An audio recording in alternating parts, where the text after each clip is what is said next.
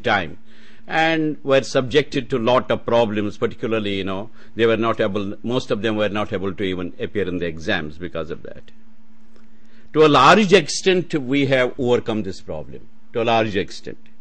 We cannot say we are now foolproof, but I am hopeful that in coming few months, we'll make this process foolproof so that, the students will have not to wait endlessly for receiving the materials. It is our duty, it is our responsibility. The moment a student is taking on role with the Indira Gandhi National Open University, it is our duty to provide him all that what is expected of us to deliver through ODL mode. We will try our best. My colleagues have joined hands with me, and we are working tirelessly round the clock to address a lot of problems which had accumulated over a period of time. When I was looking into the whole process, one of the things which stuck to our mind was, and I visited one or two centers, I found that we have limited ourselves to appointment of counselors only. Whether one, the subject, the other is the concept of counseling itself. In fact, I have been requesting my colleagues from the Department of Psychology here, School of Social Sciences, to continuously go on experimenting on the concept of counseling. Even if you need a lab here, experimentation can be done. Even if you need a spatial study center, we can have that at the headquarters. Go on experimenting with this counseling, because I consider this is one by an act of the Parliament.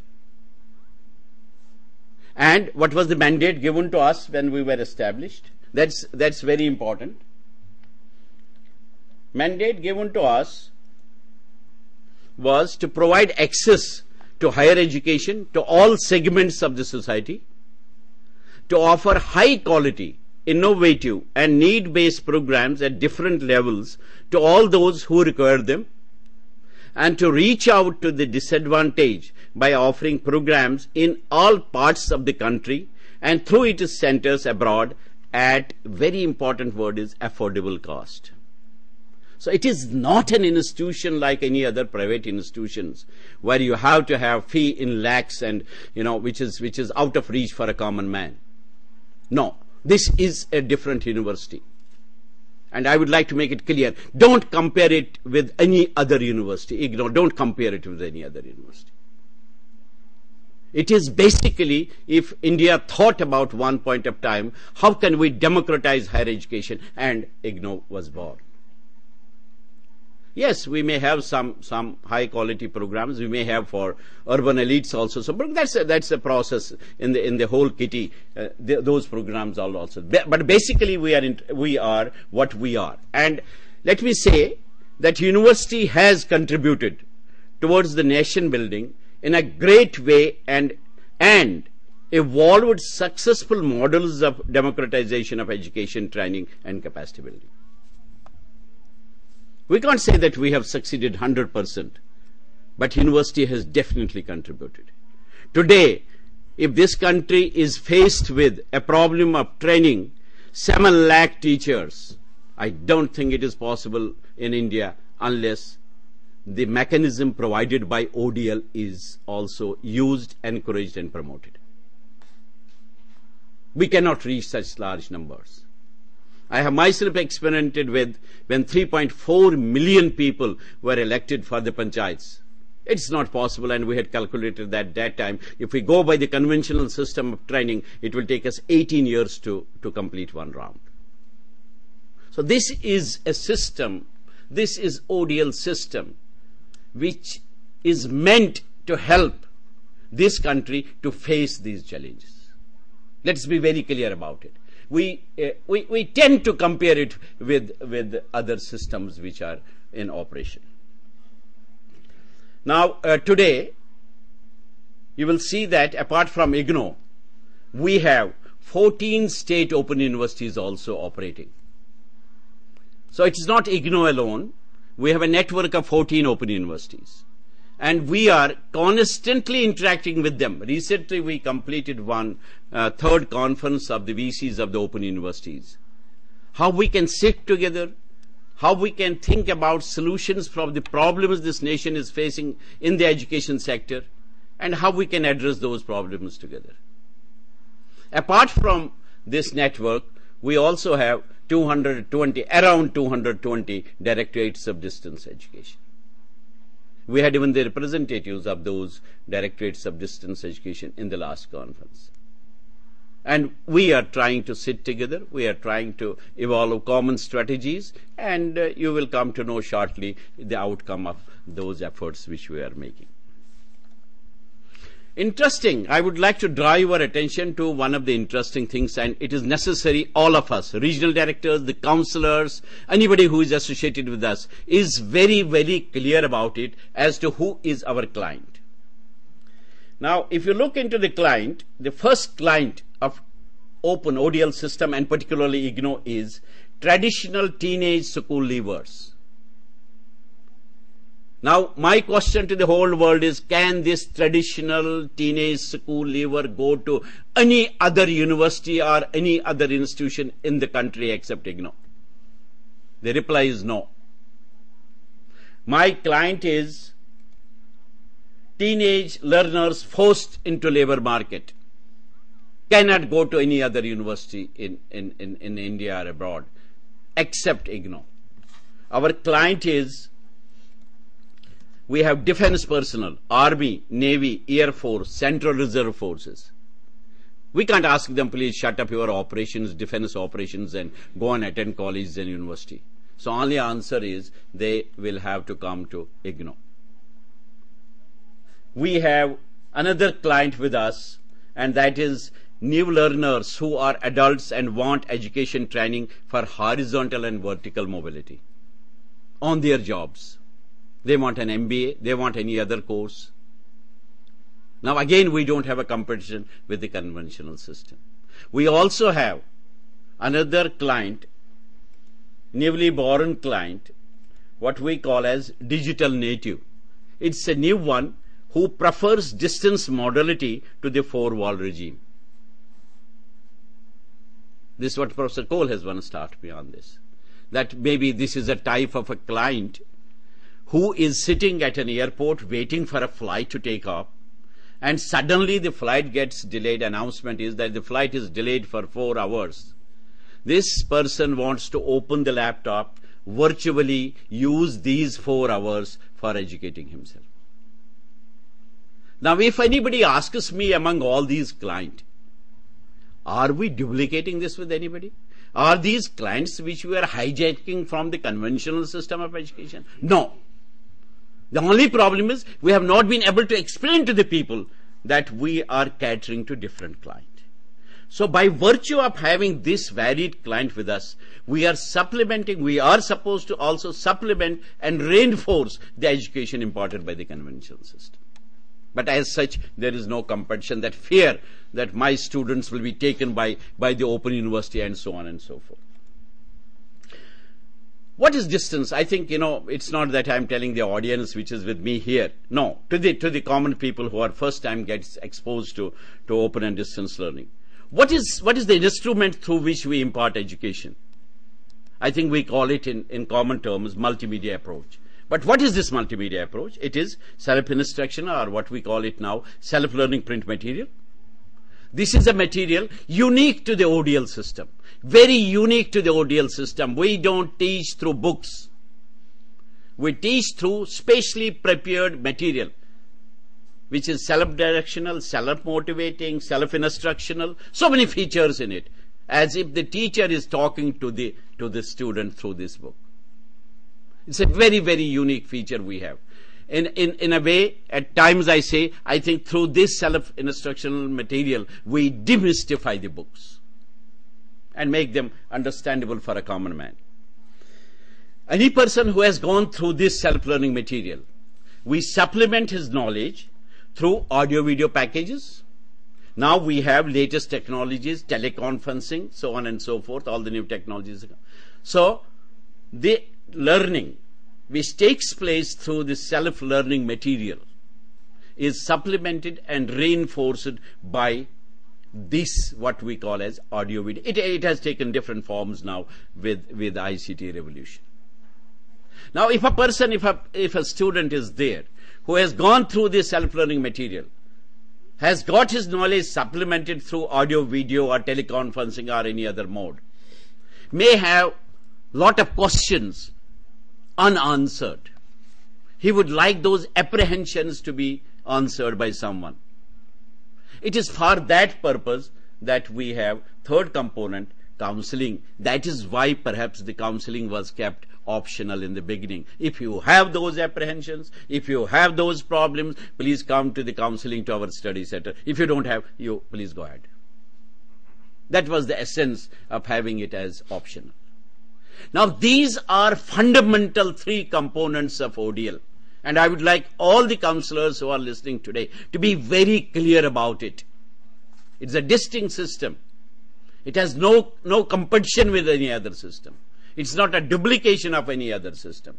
It has its own methodology, its own ways of learning and teaching.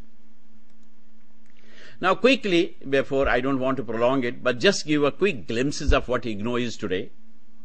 I think IGNOU at a glance, if we look at it, we have around, we say 400, but the number has come down to around this July we only offered 153 programs, and I think we have around 250 programs on offer.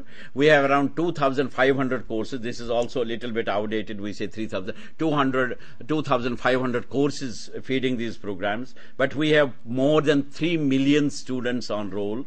We had almost 6.96 lakh students in the last, that is July 2012 and January 2013. We are calculating the numbers for this year now, July and January.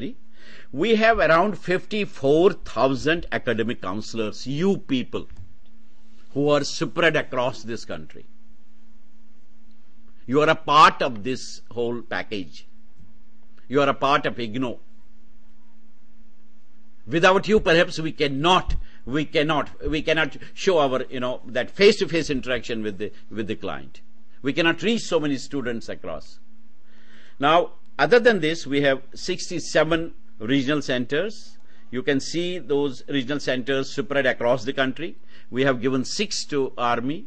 We have 4 to the Navy. We have 1 to Assam Rifles. We had 47 directly manned by us, 9 by the northeastern region, and at Nehru. Now it has become a part of IGNOU. They are now in the mainstream. Now we have around 3,300 study what we call learner support centers. Please be clear. These concepts are evolving now. We initially started with study center, then we went to the program center, then various requirements start coming up and we went on naming them, but we now call them in their totality as learner support centers. These include all those study and program centers. We have 21 academic schools, and we operate in 43 countries across the world through 80 partner institutions. This is our network across the country, across the world. And if you see the names of the countries, these are the countries in which IGNOU is operating, and we have around 54,000 students in these countries. Now this is a setup which is operating. You are a part of this whole setup. And we have, as I said, 21 schools today: computer and information sciences, continuing education, engineering and technology, School of Science, law, social sciences, education, agriculture, management studies, humanities, health sciences. And in last 4 or 5 years, we have added another new schools: journalism and new media studies, social work, gender and development studies, vocational education training, extension and development studies, foreign languages, translation, interdisciplinary and transdisciplinary studies, tourism, hospitality management, and School of Performing and Visual Arts. So there are 21 academic schools engaged in developing various academic programs for IGNOU. This is what IGNOU is in short. And in terms of ICT, we have we perhaps are the leaders if we can properly use the ICT facilities available with us. We have almost 5,000 videos produced by this called EMPC. We have 2,000 audios produced by Electronic Media Production Center. We have 1+1 DTH. We have eGyan Kosh. We have Gyan Darshan channels. We have Gyanvani, 38 stations. We have 850 downlink centers, and we have Pan-African e-network. We are trying to have a web-based platform for our e-learning and others. We are offering currently, we were offering, and we are now deciding to offer maybe more or have a look at them, 27 e-learning programs. This is what IGNOU is all about, in short and in brief, and it is necessary for you to know about it. And now I turn to this Professor Cole's lesson. He is today, he has obliged us. We are grateful to him that he has agreed to be with us, and we are making such requests to him repeatedly. Let me tell you, Professor Cole was the first director of what it used to be called Distance Education Division when IGNOU was born in Delhi. He was the person who accompanied Professor Ram Reddy, the founder Vice Chancellor of the Indira Gandhi National Open University. I think we, at least I, consider him as a guru in distance education. I have learned from him the ABCD of distance education. And we were very lucky when I came to know for a short while, in spite of his personal problems which he had faced in his personal life, he was gracious enough to accept our invitation and has been giving his time to us graciously, not only for this counseling session, but also to acquaint our new young faculty members to the world of distance education. I thought there could not be a better person as on today who has such a command over distance education. At least I for one vouch for that. So we are very lucky, you are very lucky, so I thought, why can't we share his wisdom with you all? It does not mean that we will not be conducting subsequent counseling sessions. We'll do that. But I don't think any person other than him could have better explained distance education counseling to you than Professor B.N. Cole. He left us about a decade and a half back. He then went to Mauritius. From there he went to New Zealand. He was heading there the distance education institutions and organizations. Currently he is in the United States, settled down there, has come for a short visit to India. And I am extremely grateful to this person who will be with us next 1.5 hours to tell us what distance education is. Honestly speaking, you are lucky that we have him today for this, and I am hopeful that you will be over satisfied with the deliberations of this counseling session. Thank you very much, and I will request Professor B.N. Cole that if he can kindly take over and start his lecture. And this is what we have here. His lecture will be there, and to Professor Cole. Can you be here? Then I can push up also. Rupam, isko full. Okay.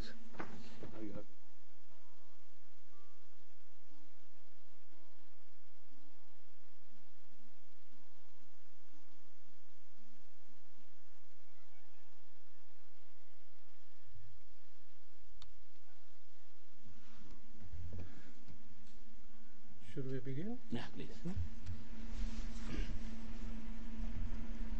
Okay, good afternoon to all of you. Since we are short on time, I would not stand any formalities and go into business straight away. We have just been given 90 minutes to present what I would like to present. I would wish to have something like 9 hours to do what I would like to do. As compared to 9 hours, 90 minutes is definitely short, is really short. So the appeal I am making is that you remain alert, attentive, so that we can really benefit from the short time available to us as much as we can. This is an orientation program for academic counselors. I will be talking of this term again and again because different expressions are used. At some places we call them tutor counselors. At other places we call them just tutors. At some other place we may call them just counselors. And some would not hesitate calling them straight away teachers. But let us get into it. As we go ahead, we'll see what things will come forward. First of all, let us know why academic support or interaction is needed. Academic support is needed because of various factors. And you need to know about those factors. You need to be very clear about those factors. First of all, we talk about the personal factors. Personal factors, learners' level of preparedness is not adequate. You have already been told by the Vice Chancellor who our clientele is. It's a vast array of people. Given that array of people, given that range, from almost uneducated to a sophisticated learner, there are a large number, a vast percentage, which may not be really prepared. Their preparation for studies is low.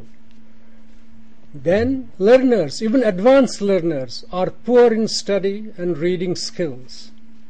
Not everybody can study properly. They are not skilled for that purpose. Learners have poor time management. They don't know how to manage their time and therefore miss time. Time that could have been given to books or studies is given to something else which is wasteful.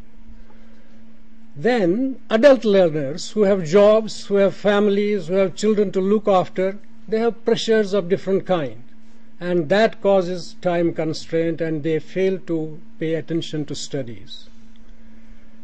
Then the learners in this system are a different group altogether.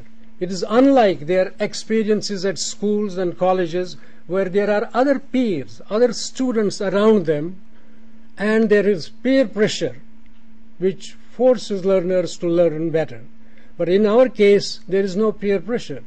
Each student is isolated, each learner is isolated at his own place, and there is nobody to prod that person, to prod the learner to go to studies. We get the materials, pass it on to students, and the student says, okay, I do it tomorrow, and that tomorrow never comes. So that is one of the other problems. Then, being alone, students face anxiety, they remain frustrated. Suppose a student, in this case, reads the page, does not understand the page, the student gets frustrated. So these are personal factors which are associated with the learners themselves. The solution for that is to provide some support, to provide some help. Now there is another set of factors which are external to the student, which are not bound to students. They are outside the student. What are they? Learners have made bad choices. This is a kind of link. It involves learner to some extent, but there was no advice available. And the learner made a bad choice of subjects, and once the materials land on his table or her table, the person finds it altogether difficult to handle those materials. Then the difficulty of the course material may be very high. It might be very complex. It may not have been written properly. That causes problems. Then assignments given to students may not have been well thought out, or may be too advanced, which the student cannot manage. They become unmanageable for the student. And even the feedback given to those assignments might be of poor quality, or maybe of a quality which goes over the heads of the students. Then this quality of the support services themselves, the administrative side, might be poor. The student, the learner may ask for some clarification, and the response comes in 380 days. So the student suffers. So there are factors which are bound to the learner, and there are factors which are outside the learner with the administration, with the institution, which can cause problems, and learners need support. Then the third area why we need some kind of help, interaction or support for learners, the limitations of inputs and need for help. What are the inputs? Course packages go to learners, and they are always addressed to a hypothetical average learner. When materials are prepared, the people who prepare materials, they can't think of the whole range of abilities. Poor learner faculties, low wisdom, and an intellectual, a genius, and all that. What they do is they think of an average learner at that particular level. Say it is a first degree course, they think of a learner of that level and prepare materials. But the fact is that no two learners are at the same level. In order to fill that gap, you need additional support. So the material becomes just a kind of holding hand. You hold the hand, this is to be done, but each learner needs additional support. And then the content presented is again common for all, but the advice and help required by learners depends on learners themselves. It varies from individual learner to individual learner. What we give, we have admitted, as the Vice Chancellor informed you, we have thousands of students, and thousands of them, let us say, on a particular course. The material that is sent is one packet, one material. It is common for all. But as we said, no two intelligences are the same. No two levels of two students are the same. Each student needs individual attention. Then the learners are of different types. A learner pays proper attention, does the work, understands it well. There is another learner who just plays with it. They kind of use, their approach to studies is not appropriate. They pay limited attention, and their strategies to handle materials, they think they have read the page and so they have learned it, which perhaps is not correct, while as the other student might read a page, make notes, then repeat them. So students apply different strategies for learning purposes. Then we talk of systems, the gap between systems and the learner. I mean, we say the face-to-face system, then practical system working in labs, then ODL system working from a distance. These are systems which are created supposedly to help learners. But learners are learners. They are a body outside the systems, and there is always a gap between the two. So for all these reasons, we need support. Now there is one thing, something else. First of all, what I tried to tell you was on three different dimensions. Why is it that a learner in the open distance education system needs support? First, because of his own personal weaknesses. Second, because of the weaknesses of the system itself. What the material or whatever we send, they can be off the point. And then mix things, because systems and learners are not the same. Now, these three factors have to be kept in mind. Something beyond that. There is a kind of old saying that studies or anything you want to learn, whether you want to be a sports person, you want to be a craftsman, or whatever else you want to be, studies and learning needs to be regular. And whatever support is needed, it has to be timely. Otherwise, what we say, we lose the bus, we miss the bus. I have a difficulty today, and I present that difficulty to those who should be helping me, and the help does not come today. Next day I forget it, third day I ignore it, fourth day I become a dropout. So I come out of the system. Therefore, the importance of regular support and timely support should also be kept in mind. Learners get introduced to the course content effectively. That is one help. So these are the reasons why we should be regular and why interaction should be timely. The course gets divided appropriately, and so the studies get better organized. Learning gets more and more stimulating. So I study 4 pages today, I get the required support for those 4 pages, I move happily with encouragement to the next 4 pages. And I get support for those 4 pages, I grasp them, encouragement is great, I move with confidence to the 3rd set of 4 pages. So, learning, studies get more and more stimulating. Learners get corrected timely whenever they go wrong. It is natural while studying, as learners, we go wrong from time to time. And if there is nobody to check that, nobody to tell us that we have gone wrong here and there, we move along, we go ahead with our mistakes. And then we find it absolutely difficult to overcome them. And if there is timely encouragement, learning gets strongly reinforced. Then if learning is applied to problems and issues, practical issues, it takes very, very strong roots. Revision of course materials becomes absolutely easier.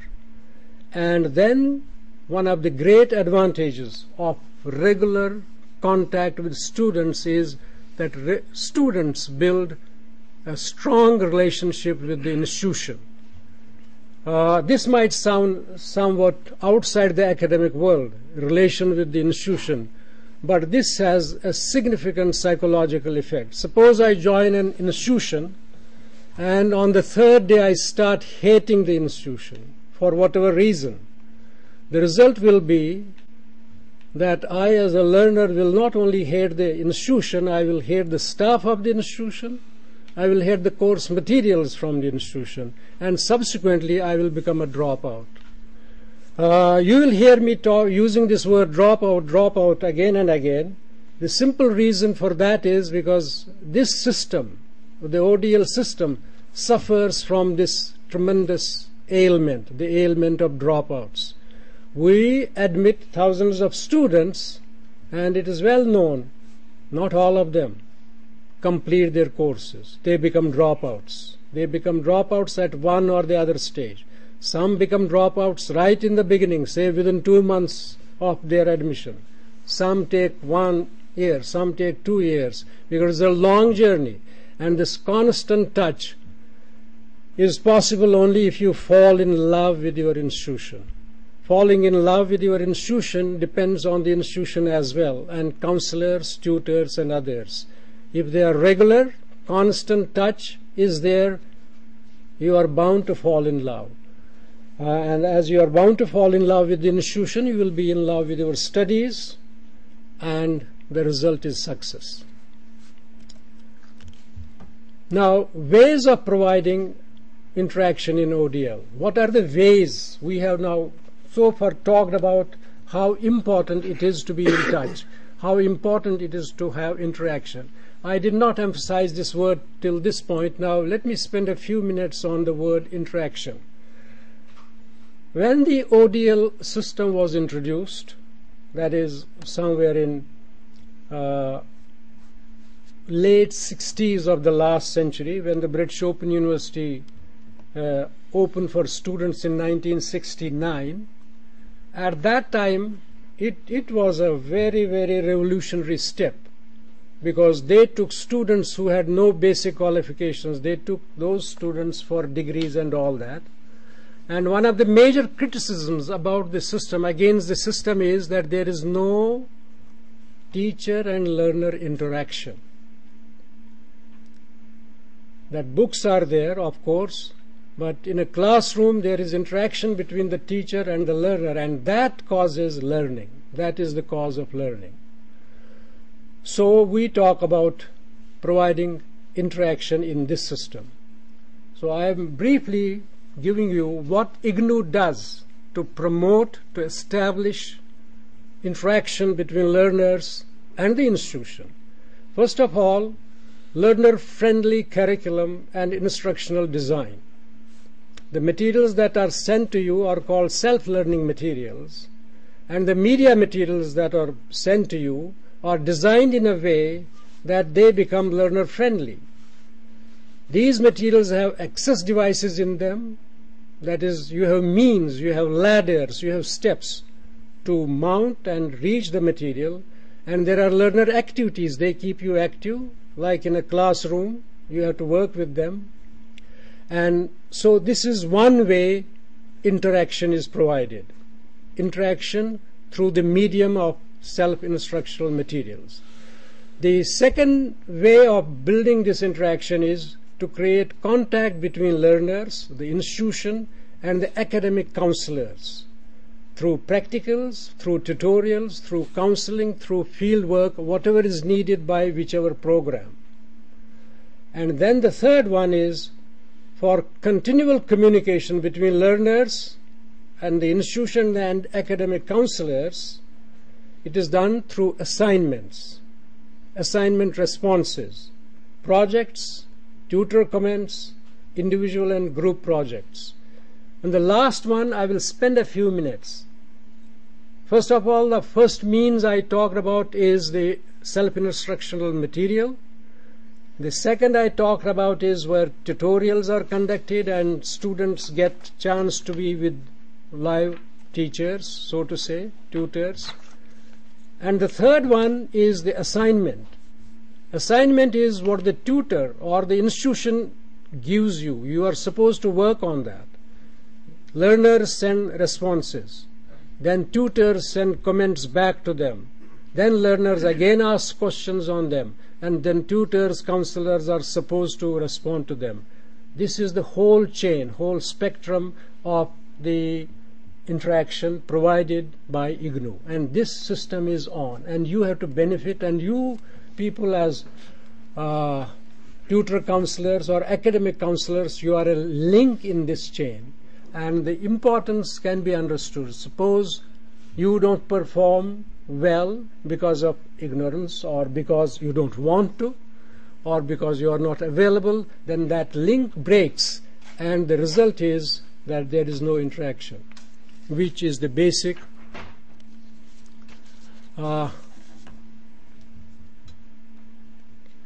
which is the basic need. Interaction is the basic need in a learning process. Now, core features of a tutorial. Now, I will go to, or let me do it this way. First of all, I try to tell you why should there be some kind of interaction. What are the weaknesses within the system that need. I try to tell you ultimately what are the arrangements. Now, I will go in some detail for these different features. And first of all, I am taking up tutorials. Now, before I touch upon tutorials, I should perhaps touch upon the term. I did say that we use academic counselors, we use tutor counselors and things of that kind. Let us be clear about this. We are calling. What is the time? Yes, sir. 12:45. We have to stop. We have to stop here. After 2 Just or a minute. 1 minute. Just a minute. Okay. I have divided it into sections, and first of all I will talk about tutorials. Now go to the term academic counselor. It is a term that actually covers a lot. Number one, academic part has to be taken care of, therefore we call the person academic. And then also support is to be provided, which is not necessarily of academic nature, which is not necessarily of didactic nature, which can be a link between a person as an individual and the tutor as an individual. That goes to the range of counseling. I will talk about it at length, what counseling is, but as I said, first of all, I will talk about the tutorials, which is the role of an academic counselor as an academic. I think at this point I stop, and then we come again and start again at that time. Thank you.